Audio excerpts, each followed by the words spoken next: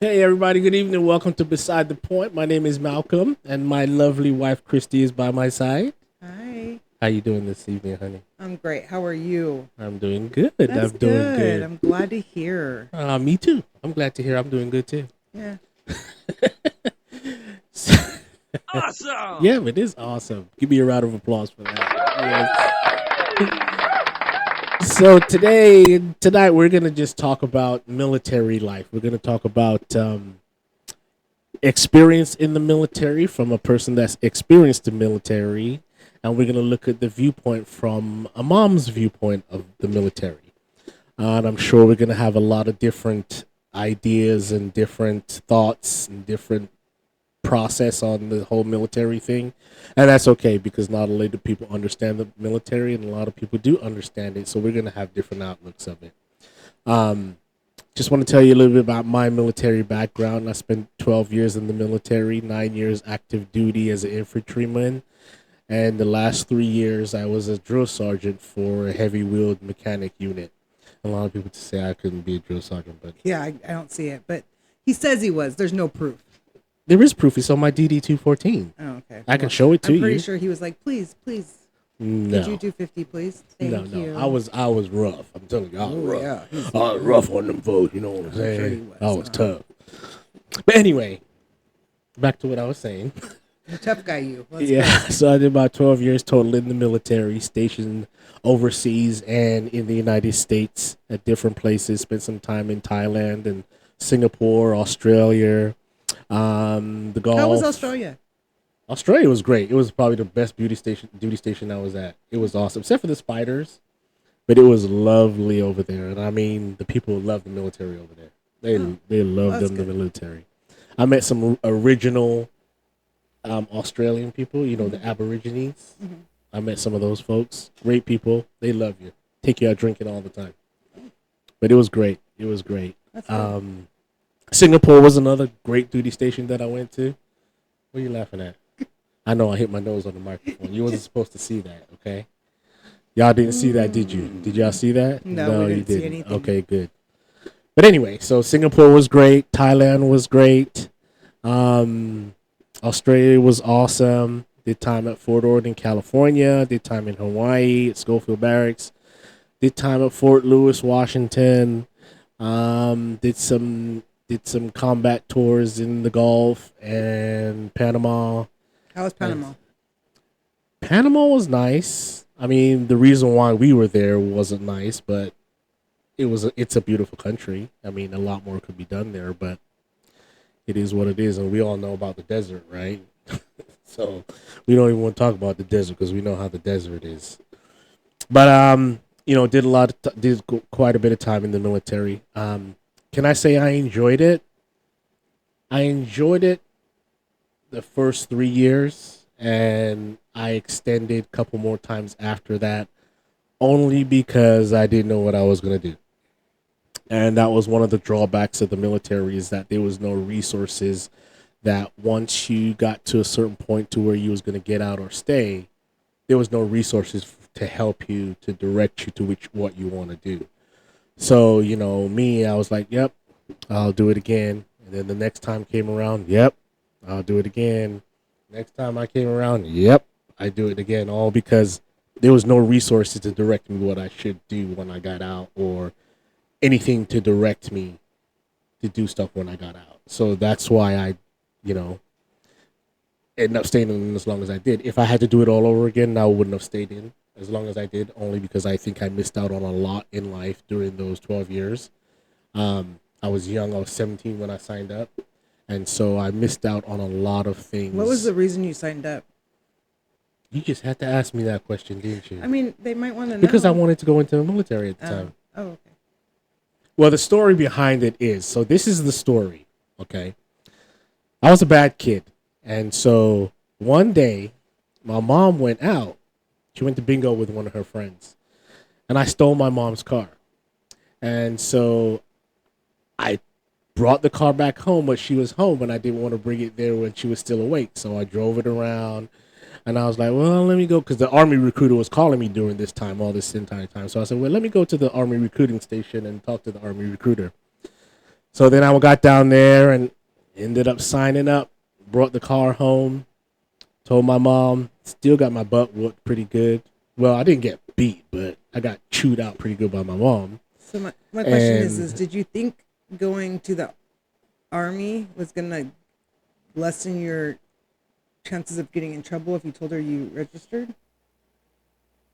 yes and no. I just thought she would have been like, "Oh, you went to go into the army? Great, great, awesome, awesome." Because at that time I was 17, and I didn't know what I was going to do with my life, you know.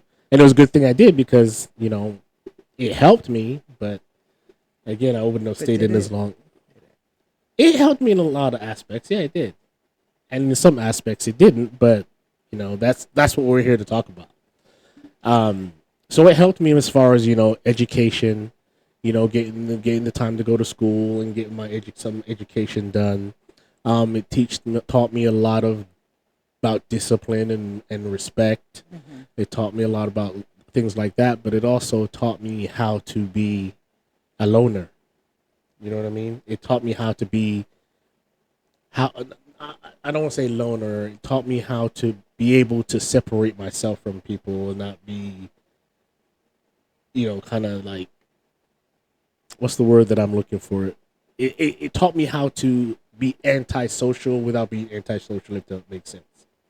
So it taught you to be able to distance from yourself from people without having a lot of emotional feelings if you distance yourself from people. You're detached. It taught you how to be detached. Yeah, you have to be detached Yeah. because a lot of times when you deploy in the military, you're gone for 3 weeks, sometimes up to 6 months to 18 months from your family, and your brain is conditioned, and they condition you to be able to handle that, but they don't teach you how to handle it when you get back and how to Right. reintegrate yourself back into your family and back into the normalcy. They don't teach you any of that, and that was one of the things that I just didn't care for in the military. And they wasn't as family oriented at the time when I was starting to get out, and that was another reason why I decided to get out, because they weren't as family oriented as they were. And so, they didn't really care about the family. They had these family support groups when you deployed, but it was more of a chatter group. It was more of a, this person's wife is doing this when they're gone, and da da da da. So, it wasn't really support for the Right. family when you were Right. gone. It was more of a So, gossip hour. yeah, exactly. It was gossip hour just to sit there and talk about people. It wasn't, let's get together and figure out how we can handle our husbands being gone for 6 months. Right. It wasn't that. It was the colonel's wife is sleeping with such and such, and the sergeant major's wife is sleeping with the colonel's wife, and the colonel went to do this, and it's just stupid stuff. And there was Right. not a lot of resources, out there then. I mean, it's gotten a little bit better over the years from what I'm seeing, but it's still got a long way to go. Right. And for all you veterans out there, I'm a big veteran supporter. I would do, if I had the money, I would do so many different things just to support veterans, because the veterans do not get the care that they need. They don't get treated how they should be. You have these 18-year-olds going to fight off in the Gulf, and then they get home, and then there's nothing there for them. There's Right. no support. There's no medical. The medical is there, but it takes them years to get it. If they disabled when they get out, it takes them years to they throw them through the ringer before they Right. can give them 10% in disability. Right. You know, I got out of the military, and it took me 6 years to just get my first disability check. Right. 6 years, and then another 2 years after that to increase my disability. Right. And so, but they don't tell you all the resources on how to get that done. Right. So the overall experience for me, the military was okay. It did teach me a lot of things, but it also, gave me a little bit of a sour taste in my mouth. If I had to do it all over again, I would have stayed in as long as I did. Right. So, I know, our oldest, he wanted to go into the military, the Marines, and there was some discussion that we both had with him, and that was kind of tough for you. Tell us a little bit about that. I just want to say that I appreciate everybody that has fought for our country, and but yeah, as a mother, I did not want my son to fight for our country. Just because I don't feel like they're backed. Um, I don't feel like there is enough support there. I don't feel Right. like they really prepare them for what they're gonna go through or what they're gonna see. Um, and yeah, to be honest, I just didn't want my son to fight for our country. I mean, I know that they're fighting for us to be free, but if you, in my opinion, they don't come back free. They come back with PTSD. They come back with all these. I don't want to say issues because that just doesn't sound right, but they, I mean, it's pretty much issues, I guess, and they I don't. mean, Have they no, are issues they don't because have any support, and you got a bunch of veterans that are homeless, but you got people that are making millions of dollars throwing a football. yep, Um, yep. you got the government's paid for the rest of their life for being in the government, like the president and stuff. But military, once they're out, they don't have any benefits. Yeah, and that was my thing is that the benefits are there, but there's no resources there to get them those benefits. Right. But in my opinion, is if you're gonna fight for our country, you should have all the benefits in your hand the minute you're done. I agree. They give you the, what's that called for your house? The VA home loan, The VA home loan. VA certificate. But you can't get one if you don't have the money or the credit to get one. So it's pretty much pointless. Yeah. I mean, they tell you that you have to have a 620.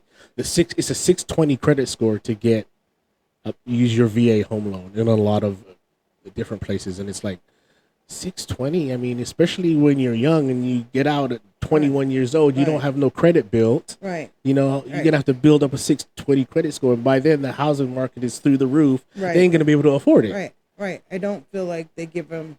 Yeah. I just feel like what they deserve is not what they're given. And then there's people out there that are getting way more than they deserve when we should be supporting our military. So as a mother, no, I don't want my son to fight for our country. And I'm not saying that with any disrespect. I'm just saying I feel like the military deserves a lot more. And your guys' lives are worth a lot more.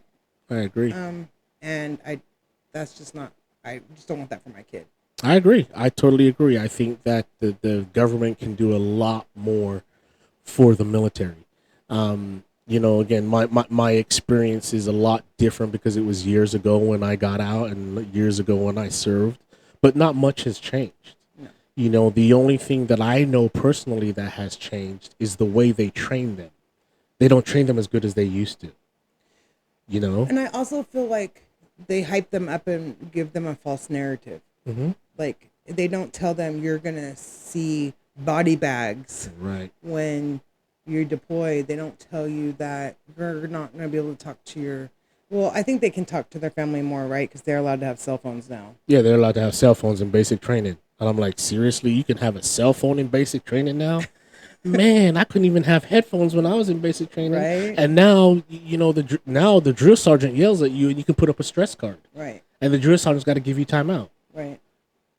Back then, if I got yelled at and I started crying, it got worse. Right. Now it's, you start crying in basic and they like, you know how many guys I've seen, you know, commit suicide in the military in basic training because of all the crap that they went through. And I get why they changed it because those things were happening. Right. Right. But at the same time, it's not making these guys tougher like they want them to be. Right. And it's teaching them that, you know, if I yell at you, you can go stand in the corner for a little bit and calm down, and I'll let you calm down. Well, You know? I get that part of it because I don't think that, in my opinion, I would never want anybody up in my face screaming at me because you can get your point across without screaming. Yeah, true. And I think you don't have to scream at somebody to make them tough. Yeah, so you need to stop yelling at me sometimes when I don't do dishes. Just saying.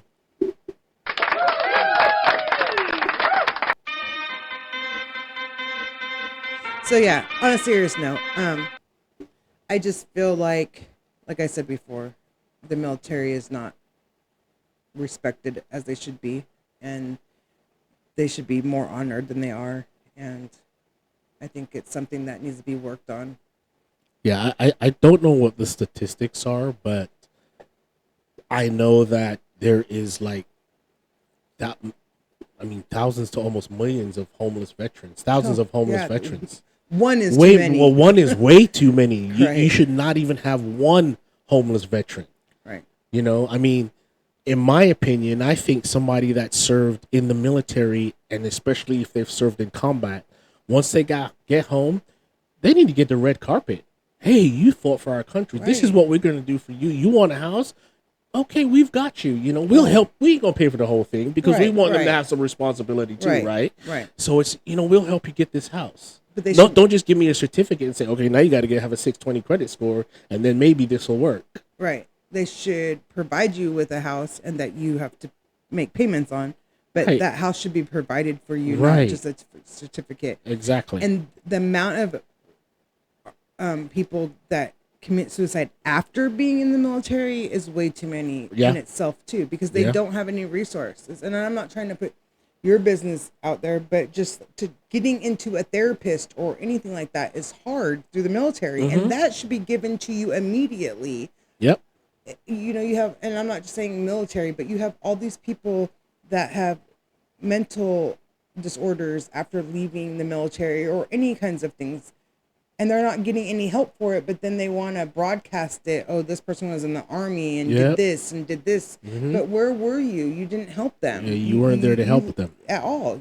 But then you want to broadcast it and make it seem And, like and put them they're out there. crazy. Yeah, make it seem like they're crazy by putting them out there and saying, oh, it was an ex-military person that shot up the grocery store or something like that. Well, you didn't have any resources to help him. No. Well, Else you that do, would have but never. you don't choose You to. don't. You choose to, and you never helped the guy, Right. and now look where he's at right now. Right. You know what I mean? And that's the reason I don't want my son to be, or any of my children to be in the military. Not because I don't respect the military, not because I don't think what they did was not honorable and brave. I just don't want that for my child. Yeah, and I totally understand that. Our second oldest ended up going in the army. He did his 4 years and he got out. Yes. You know what I mean? Granted, he wasn't an infantryman like me, and he wasn't on the front line. He didn't go into any combat or anything like that. But there's always that chance. And he did what he did. He served his country whether he went to combat or not, because there was always that chance that it could have happened. And he did his time, and he came back, and he's like, "Oh, well, I did it, but didn't help me do much. Didn't teach me much. It didn't give me no resources. I mean, and so." It's going to be up to me as being a veteran and being his dad to show him where to get the resources the best way that I can, because the military is not going to show him that. The military will not offer you anything unless you ask, Right. which I don't think is fair. They should give you this, these directions as you're walking out the door, and continue to follow up with you so you don't end up homeless and you don't end up with having issues with PTSD to where you do something stupid, Right. but they don't do that. They just say, Because- "Oh, here's your papers, you can go," Right. Because and there's no follow up. The recruiters are on your ass To to get oh, you yeah. into the military, Oh, yeah. and they blow smoke up your, not to be rude, but they blow smoke up your ass and tell you it's all this great and wonderful, and you get call it paid for, and you get Yep. this paid for.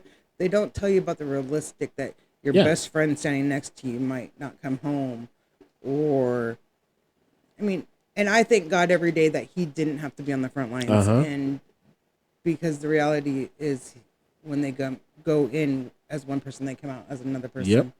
Yep. And they don't get any help for that. And I like the point that you made, is that when they're getting ready to go in the military, the recruiter is calling them. When I was going in, the recruiter was calling me twice a week.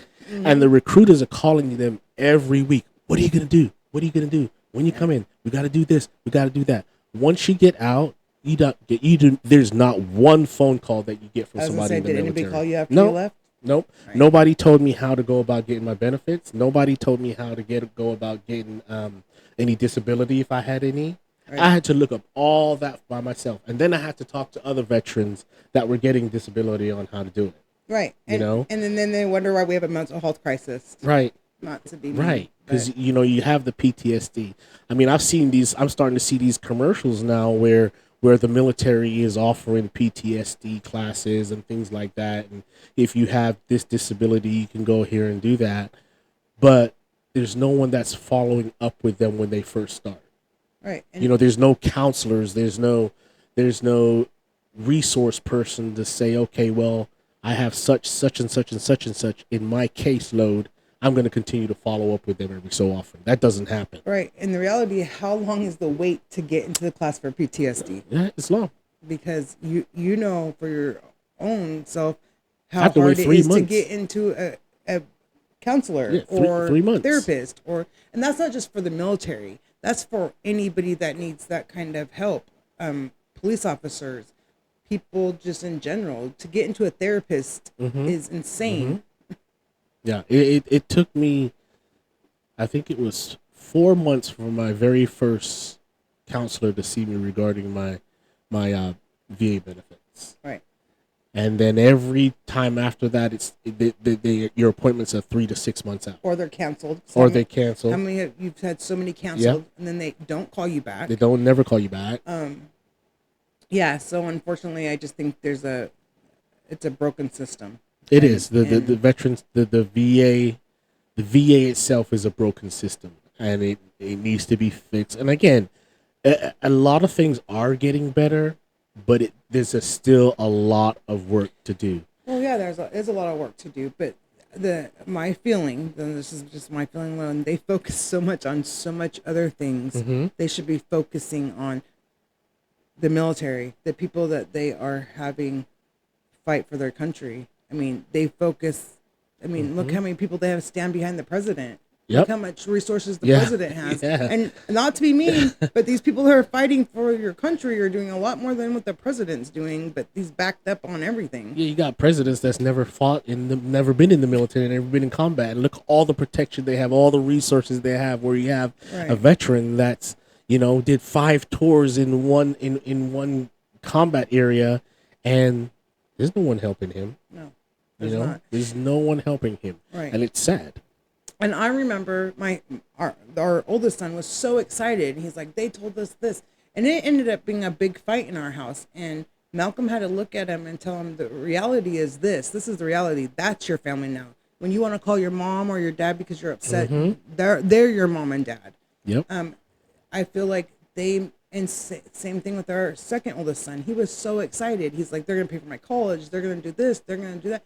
And then he got into the military and realized it's not all that it's cracked up to be. Right. And so yeah, they're gonna pay for your college, but what did you endure while you were there for them to pay for your college? Right.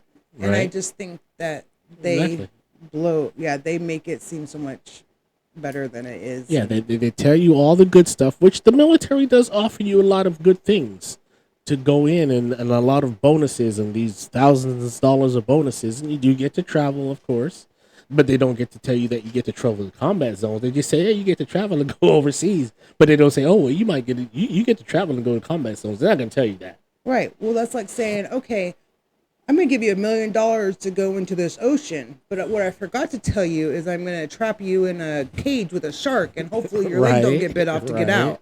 Right. Because if you told me that, I'd probably say shove your $1 million up your ass. But that's just me. Right. No, I totally get what you're saying. And it's a broken system. It's a totally broken system. And a lot needs to be done. I wanted to talk about a little bit about, people that have gotten out of the military and some of the experiences that you've dealt with. And I want to talk a little bit about some of the experiences that I've dealt with as far as getting out of the military, and what we can do to help those that have gotten out, on how to reintegrate. Okay. So, if you could tell me a little about some of the experiences of people that you've known that were in and that they've gotten out and you've had to deal with them since they've been out. Well, to be honest, the only person I could talk about would be you. Because, like, my dad was in the military. He was a Marine.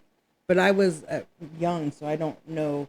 I only know him as who he is after the military. I don't know him who he was before the military. Right. Same thing with my grandfather. My grandfather was a Marine. I don't know him before he was a Marine. Mm-hmm. Because I wasn't even thought of. And then I have an uncle that is in the military. He's been in the military my whole life, but I don't know. Like, he's lived in Germany my whole life. Yeah. So I only remember him as a child. I can't really state anything. Oh, okay. But I mean, I can state how dealing with you. Well, of course you can stay how you dealing with me. You're gonna stay how you can deal with me anyway, whether I was in the military or not, huh? Yeah, pretty much. I can tell you that some of the things that I've experienced getting out of the military is like we've talked about a little bit is you used the perfect word earlier. What word? Distancing yourself. No, I said you're.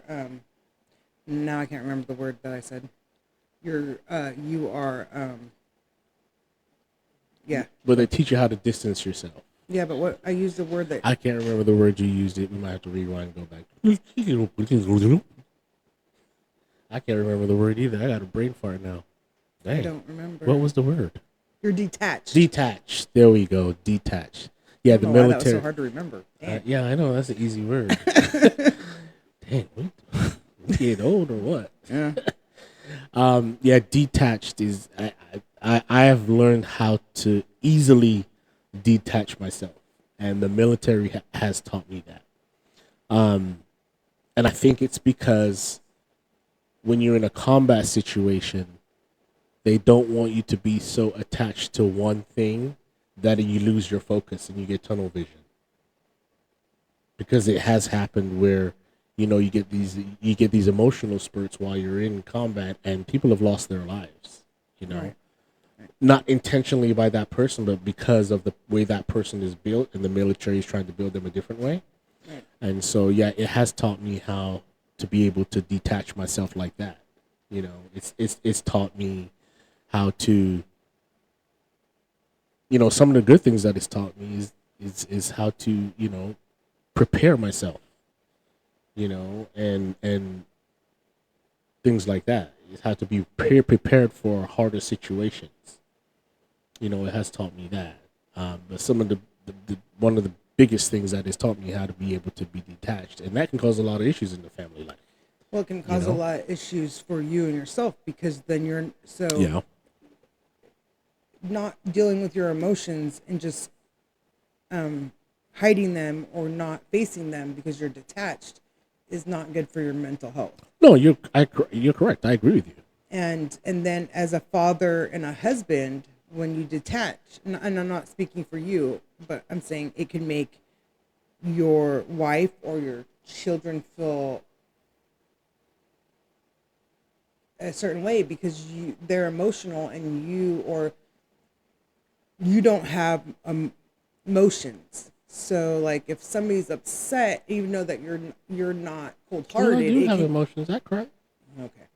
I do. I think you've seen you cry 3 times in the But I 13 cry. years I've known you. But I cry. But it's real quack. It's real quacked. It's real quick. It's like you see the tear and then it's no more. But on a serious note, it's not that it's not that he's cold hearted or that the person from the military is cold hearted. It's just that they're taught to close off emotions. Right. So when you're being emotional, they can close off from that. Yeah. And so it makes you kind of feel sometimes like they don't care, or to a civilian, like he'll say stuff and he's like, you can't control it or this or that. There's no reason to cry over spilled milk, or I'm irritated because I'm upset and I want you just to understand that I'm upset. So I feel like sometimes that's not always good that they Right. Right. I totally agree and that with they you. don't teach you how to come back from that. Yeah, they don't. They, like I said, they don't teach you how to reintegrate back from teaching you how to be detached. Right. And it is a struggle because once you're in that mindset, and if you don't have support, you're gonna be that way the whole rest of your life. Right.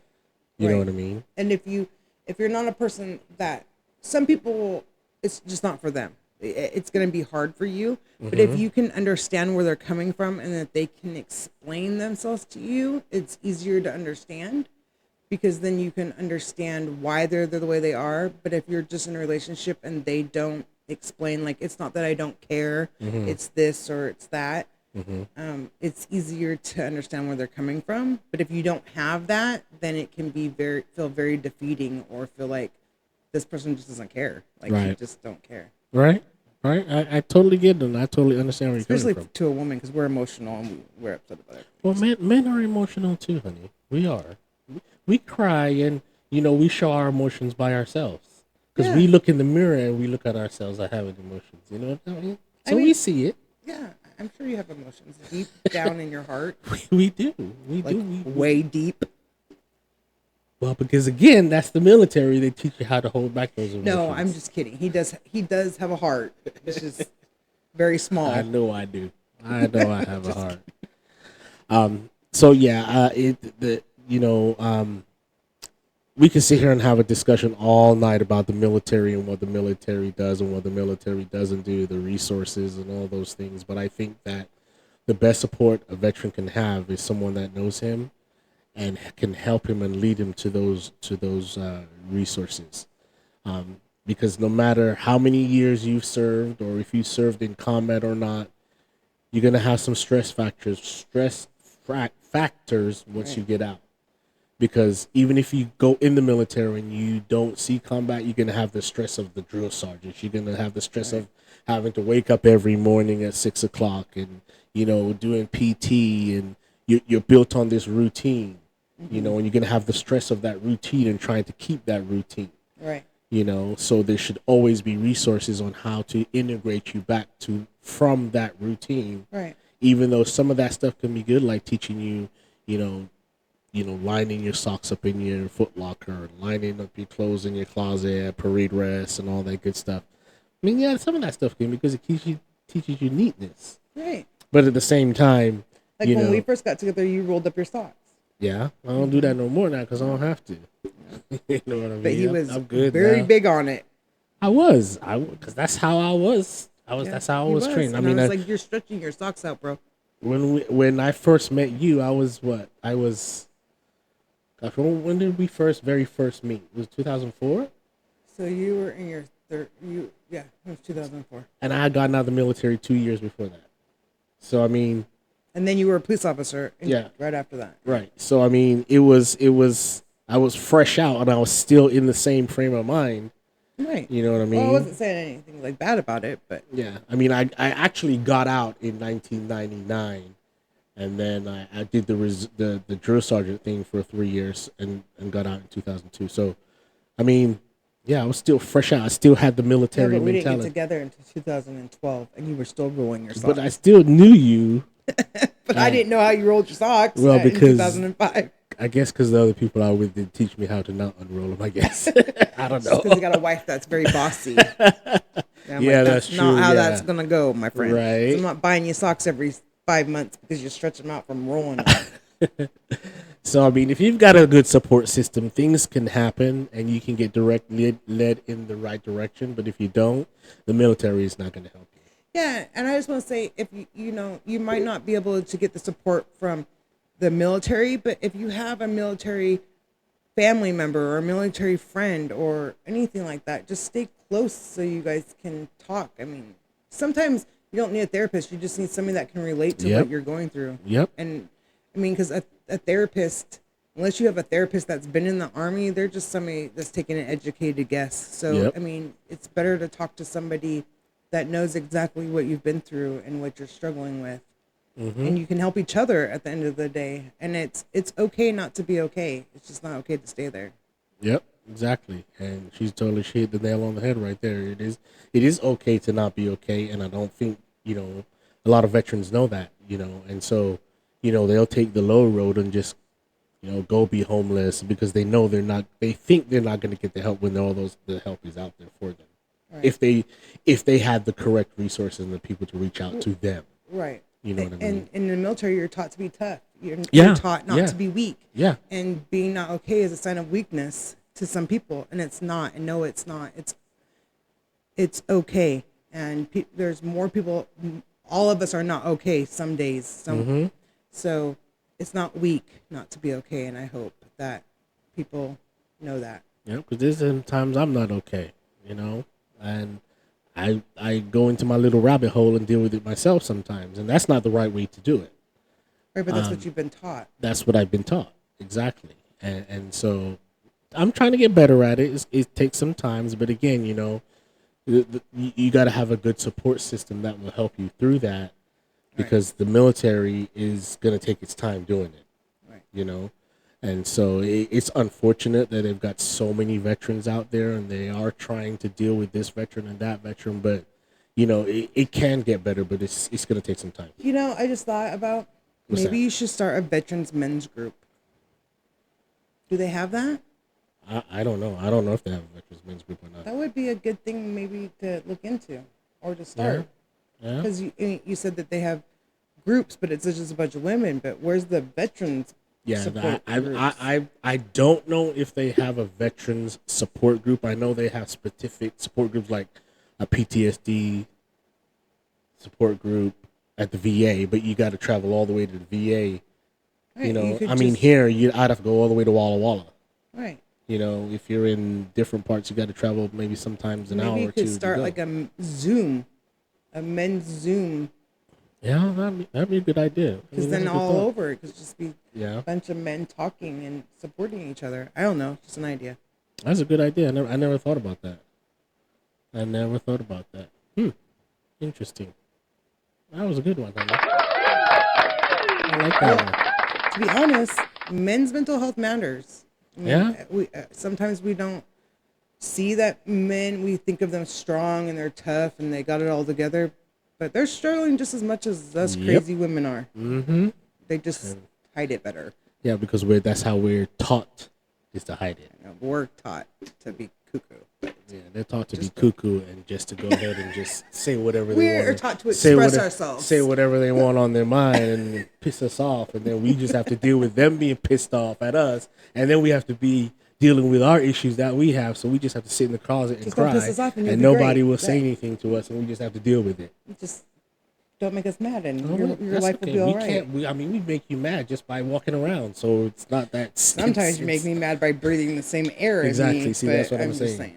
That's what I'm saying.